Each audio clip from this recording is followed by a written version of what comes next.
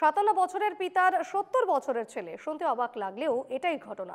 নির্বাচন কমিশনের নিবিড় সংশোধিত ভোটার তালিকায় এমন তথ্যই সামনে এসেছে। লোকসভার বিরোধী দলনেতা রাহুল গান্ধী প্রকাশ্যে ভুল ধরেছেন সেই তথ্য। এটা উল্লেখ করে অসম বিধানসভার বিরোধী দলনেতা দেবব্রত শইকিয়া বলেন, এসআইআর নিয়ে রাহুল গান্ধী যে পদক্ষেপ নিয়েছেন তা সময়োচিত এবং নির্বাচন কমিশনকে ব্যবহার করে বিজেপি যেভাবে একের পর এক নির্বাচন জিতেছে প্রমাণ সহ তা ভুল ধরেছেন রাহুল। মন্তব্য দেবব্রত শইকিয়ার। মই আমাৰ নেতা ৰাহুল গান্ধী ডাঙৰীয়াক আন্তৰিক কৃতজ্ঞতা জনাইছোঁ যে সংবিধান ৰক্ষাৰ বাবে যোৱা সময়ছোৱাত তেখেতে যেনেধৰণে চেষ্টা কৰি আহিছে তাৰ বাবে তেখেতে ৩,৫০০ কিলোমিটাৰ ভাৰতজোৰ যাত্ৰা কৰিলে আৰু পুনৰ অশান্ত মণিপুৰৰ পৰা য'ত প্ৰধানমন্ত্ৰীয়ে যাবলৈ সাহস নকৰিলে তাৰ পৰা ভাৰতীয় নাগৰিকৰ ন্যায় সন্মান দাবী কৰিবলৈ তেখেতে ন্যায় যাত্ৰাও আৰম্ভ কৰিছিল, যিটো মোৰ সমষ্টিৰ মাজেৰেও গৈছিল। আৰু এতিয়া আটাইতকৈ ডাঙৰ কথাটো হৈছে যে বিজেপি দলে সৰ্বদিশত যিটো ভাৰতীয় মানুহক সপোন দেখাইছিল, এই সপোনবিলাক যে নিৰ্বাচনী জুমলা অমিত শ্বাহ ডাঙৰীয়াই কাহানি বাই স্বীকাৰ কৰি থৈছে।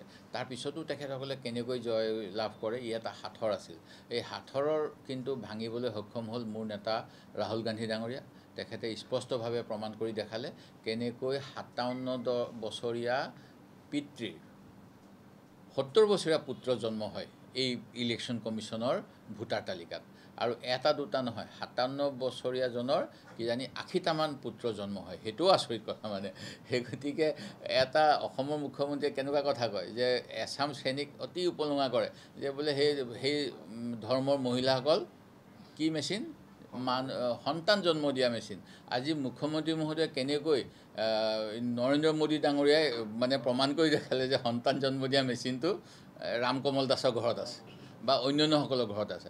আৰু কি অৱস্থা, এগৰাকী ভদ্ৰ মহিলা অকলে থাকে, তেওঁৰ ঘৰত 200 ভোটাৰ ওলাইছে আৰু 1 লাখ ভোটাৰ অবৈধ ওলাইছে।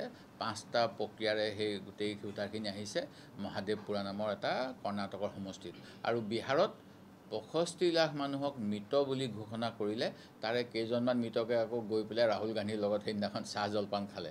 সেই গতিকে এই গোটেইবিলাক যে গণতন্ত্ৰক হত্যা কৰি ইলেকশ্যন কমিশ্যনক অপহৰণ কৰি বিজেপি দলে আমাৰ দেশত অপশাসন কৰি আছে, তাৰ বিৰুদ্ধে আজি ৰাহুল গান্ধী ডাঙৰীয়াই 20খন জিলা বোধকৰো 15 দিনৰ এটা যাত্ৰা আৰম্ভ কৰিব। আমাৰ সম্পূৰ্ণ সমৰ্থন আছে। অসমতো এছআইআৰ কৰিম বুলি কৈছে, ইণ্টেনচিভ ৰিভিজন। তাৰ বাবে আমি আমাৰ কৰ্মীসকলক কৈছোঁ, আমিও যাতে ইয়াত ভোট চুৰ নহয় সজাগ হ'ম।